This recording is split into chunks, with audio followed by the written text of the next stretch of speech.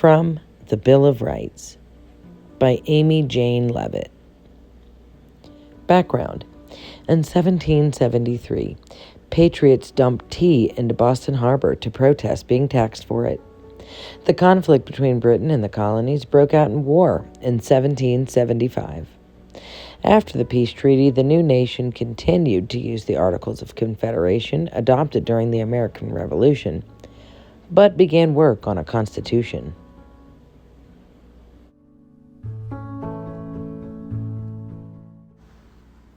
A new government. Only 4 years had passed since the end of the Revolutionary War. Yet during the hot summer of 1787, leaders of the states were already meeting to discuss a dramatic change in the government. In 1776, during the Revolutionary War, they had written a document called the Articles of Confederation. It explained how the government of the colonies would be organized and how laws would be made. After the war, it became clear that the government described in the Articles would not work for the new nation.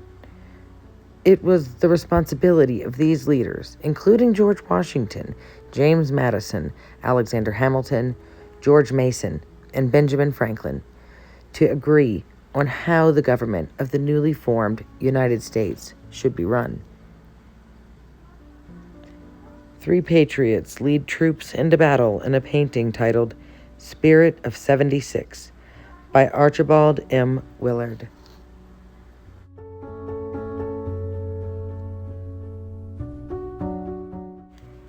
Hot topics. The Constitutional Convention lasted from May until September of 1787. During that time, the leaders discussed many important ideas and issues. In their discussions, they sought to answer many questions, such as, who should have more power, the national government or the states?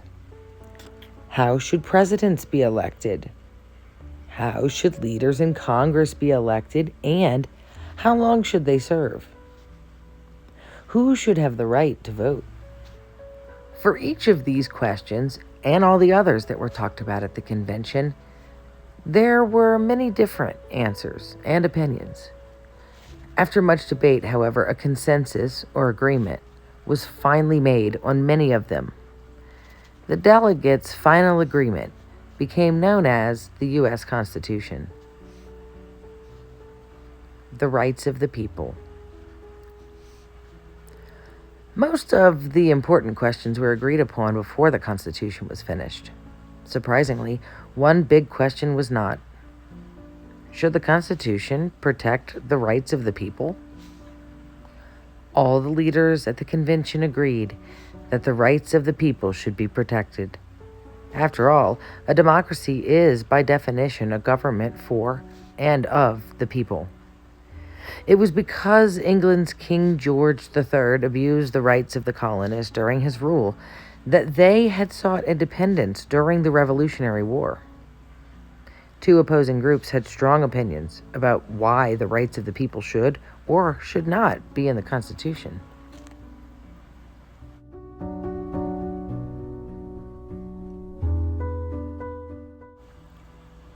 One group of leaders, called the Federalists, did not think it was necessary to include a list of rights in the Constitution. In fact, the Federalists feared that by including some rights and not others, the government could actually limit the rights of the people. Another group of leaders, called the Anti-Federalists, believed the opposite. They felt that if the rights weren't listed in the Constitution, then the government would have the power to take away these rights at any time. By listing them in the Constitution, the rights of the people would be guaranteed and protected. During King George's rule of the colonies, British sailors would force colonists to serve in the British Navy. Called impressment, the practice was one of the ways the king abused individual rights. Many people in the country agreed with the second group of leaders.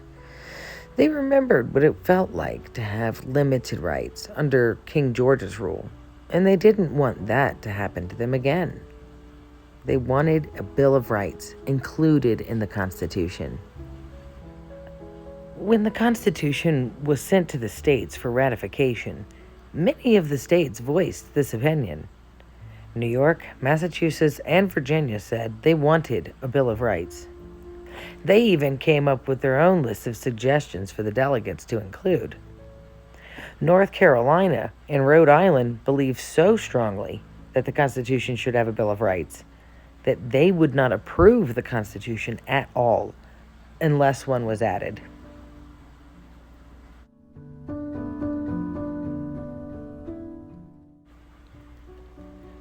Drafting the bill. Although James Madison was a Federalist, he was also a great writer. Because of this, he was placed on the committee to write the Bill of Rights. Madison looked at many documents when he wrote his list of rights. He wanted to get ideas for what was important to people in his day and in the past. One was the Magna Carta, which was written in England in 1215. Another was the English Bill of Rights, which was written in 1689. He also looked at the lists that were written by some of the states, such as the Virginia Declaration of Rights, written by George Mason in 1776. All of these documents helped Madison come up with a list of rights that he thought would be important to the people of the United States. Portrait of James Madison by Gilbert Stuart, 1805. By the time Congress met in 1789, Madison had a list of 17 rights. The leaders in Congress talked about each one. They decided whether each was important or not, and if it was, why it was important. Finally, after talking about the list for the entire summer of 1789, Congress had agreed on 12 amendments to be added to the Constitution. Before anything could be added to the Constitution, though, it had to be approved by the states. The delegates took the list to each of their state legislatures, where the amendments were debated again. In the end, not all 12 amendments were approved. The original Amendments 1 and 2 were rejected. The original Amendment 3 became Amendment 1.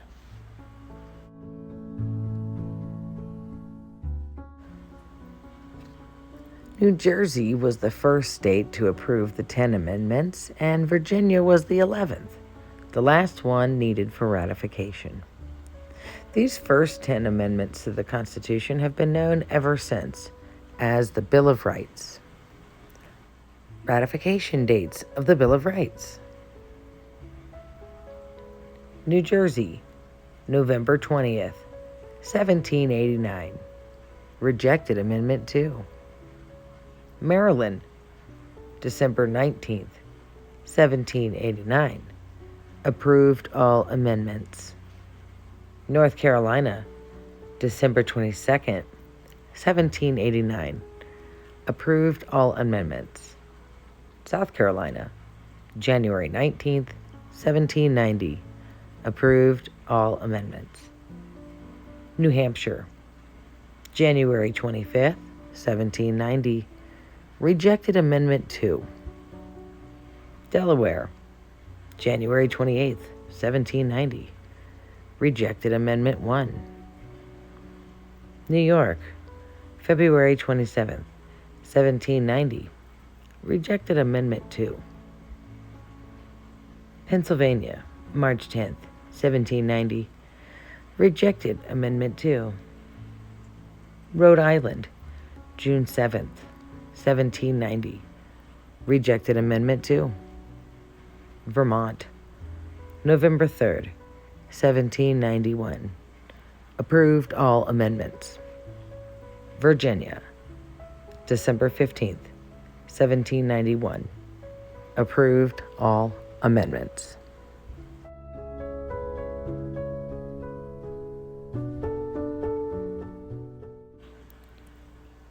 One of the 2 amendments that did not make it into the Bill of Rights was never added to the Constitution. The other was added centuries later, in 1992.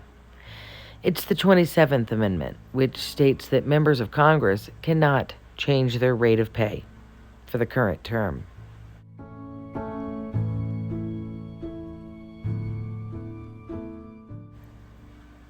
Only 11 states needed to approve the Bill of Rights for it to be ratified. Massachusetts, Connecticut, and Georgia did not vote to ratify the document until 1939, when the Bill of Rights was 150 years old. Vermont had become a state less than a year before ratification on March 4th, 1791.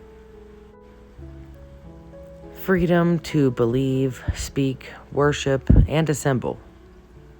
Have you ever wondered what it might be like to live in a place where you were only allowed to say, do, and believe things that a government agreed with? Believe it or not, many people today live in places that are like this. The First Amendment in the Bill of Rights gives U.S. citizens the right to speak, write, worship, and assemble without fear of punishment.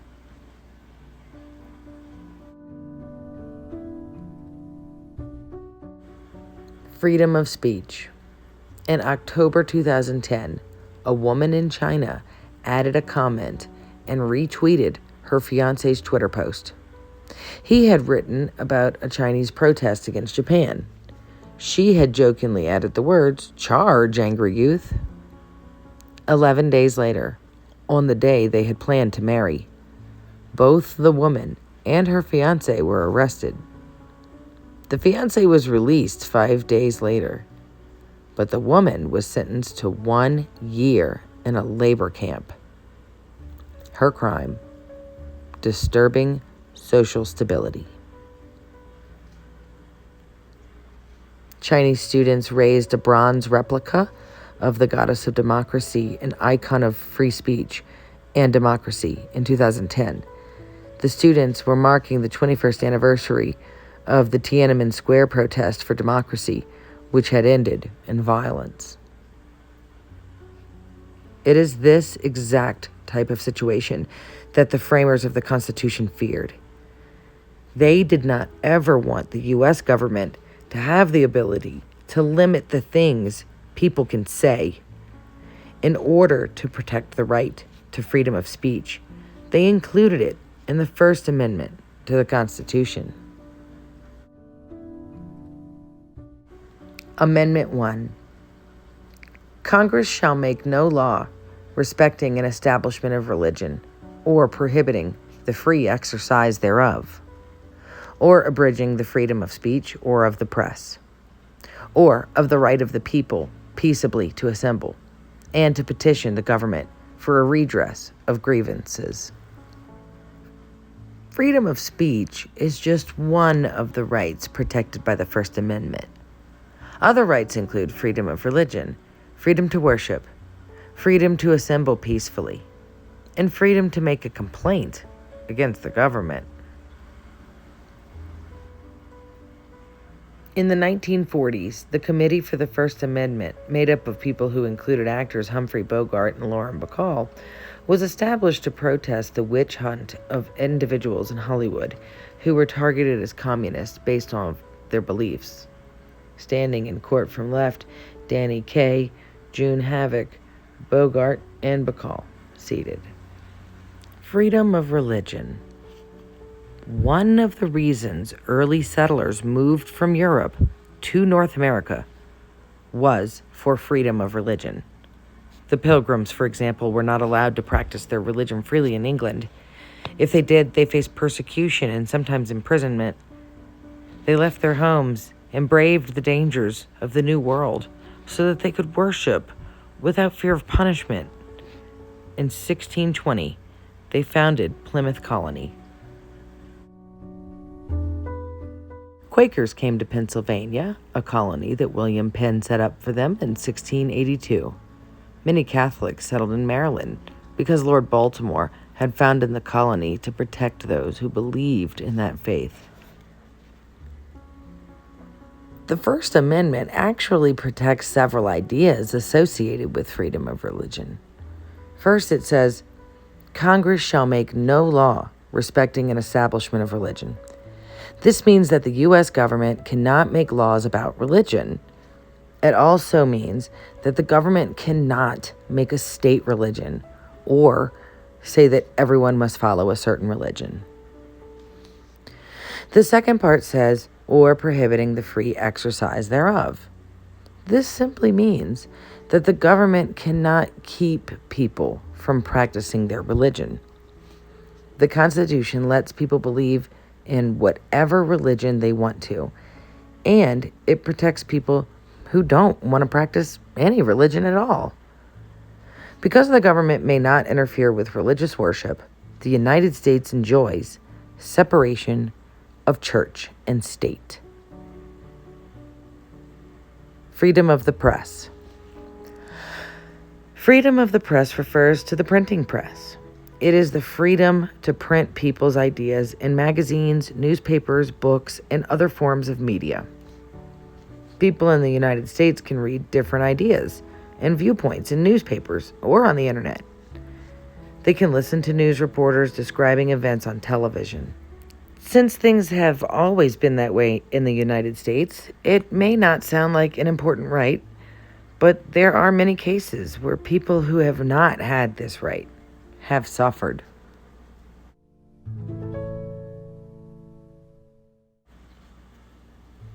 For example, just 1 month after Adolf Hitler rose to power in Germany, the lives of Germans began to change.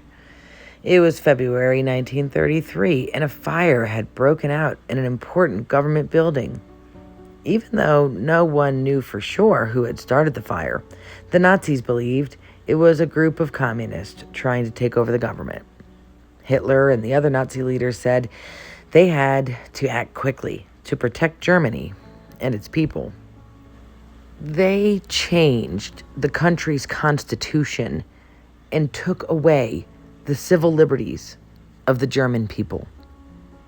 Germans could no longer express their opinions. They could no longer write and print their ideas and beliefs. They could no longer gather in groups. They could no longer talk on the telephone or send mail without the government being able to listen in or read their words. The government could search their houses whenever they wanted and take anything they wanted. These new laws gave the Nazis almost unlimited power. They could now persecute and harm groups of people without technically breaking any German laws. After the Nazis changed their constitution, they used the press to further control the population. People could no longer read any news except what the Nazis wanted them to read. What the Nazis approved was usually false. The way the news was written made the Nazis and their views look good and right, while people from different ethnic, religious, and political groups were portrayed as evil and inhuman. They also controlled what was broadcast over the radio and what was shown at movie theaters. They burned books they didn't agree with, including religious books and artwork they thought was inappropriate.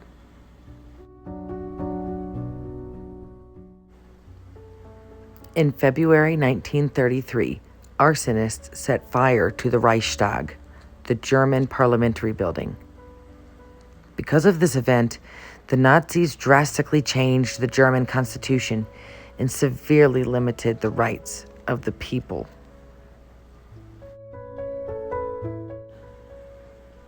These changes helped the Nazis execute their plan of widespread persecution across Germany and the countries they conquered during World War II. The Nazi government hasn't been the only one to try to control the press. Countries such as China, North Korea, Iran, and Vietnam do not allow freedom of the press for their people. Reporters Without Borders has assembled a map that shows what countries have the most and least restrictions on freedom of the press. The people who live in the countries in red and dark orange have very few freedoms to write what they want, and the government controls the information they receive. Although people in the United States have the right to a free press, they do not have the right to print what they know is a lie. This type of writing is called libel. And because it can harm other people, it is against the law.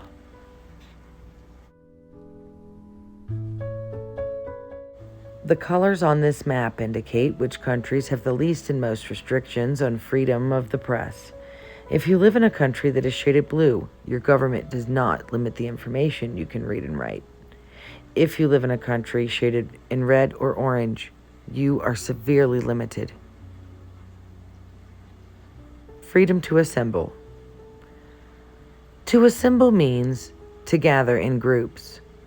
With this freedom, people can get together with other people and talk about ideas.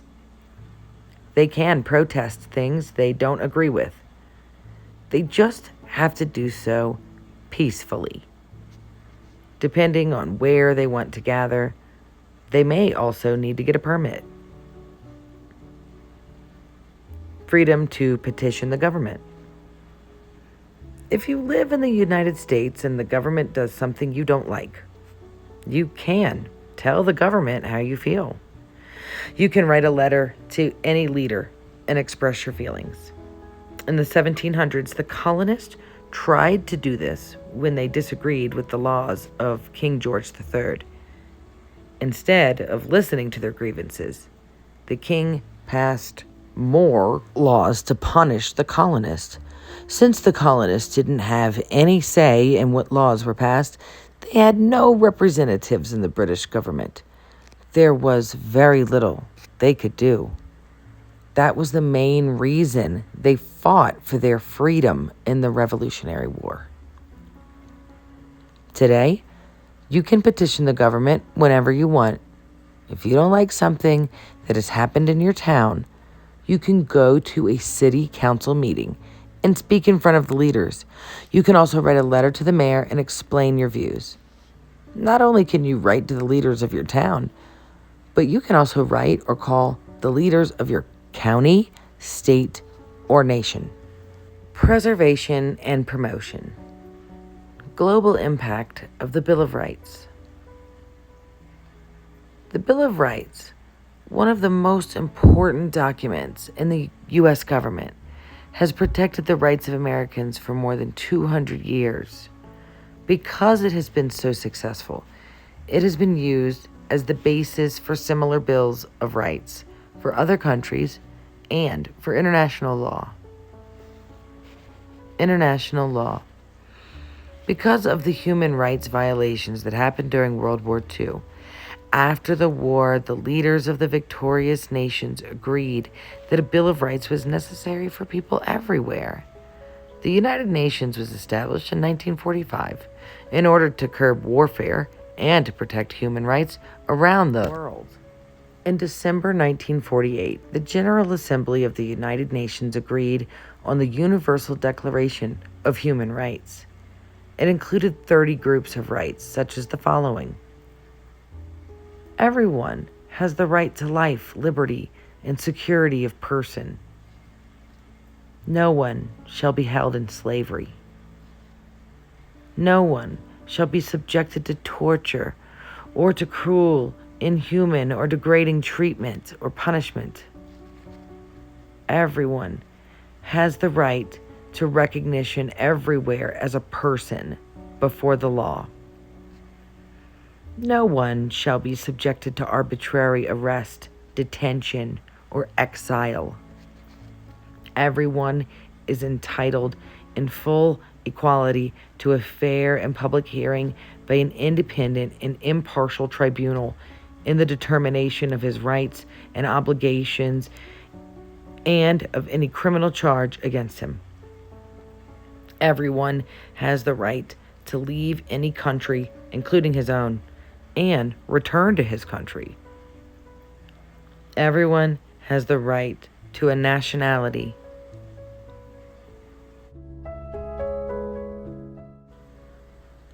Men and women of full age have the right to marry and to found a family. Everyone has the right to own property alone as well as in association with others. Everyone has the right to freedom of thought, conscience, and religion. Everyone has the right to freedom of opinion and expression. Everyone has the right to freedom of peaceful assembly and association. Do some of these rights sound similar to the ones found in the U.S. Bill of Rights? How about the cruel punishment, fair hearing, trial, and freedom of religion, expression, and assembly? This Universal Declaration of Human Rights has helped protect people around the world. However, there are still many countries that refuse to give people basic human rights. The goal of the United Nations is to eventually have every country on earth value the rights of its people more than the power of its own government. First Lady Eleanor Roosevelt holds a copy of the United Nations Universal Declaration of Human Rights written in Spanish. It's likely the framers of the U.S. Constitution would be proud to know that their work has inspired freedom-loving people around the world. They'd probably also be pleased to know that after the Bill of Rights was ratified, 17 more amendments were added. The ability to add new amendments to the Constitution allows the government to adapt to the times and the needs of the people. The difficult amendment process ensures that the Constitution remains unchanged unless absolutely necessary.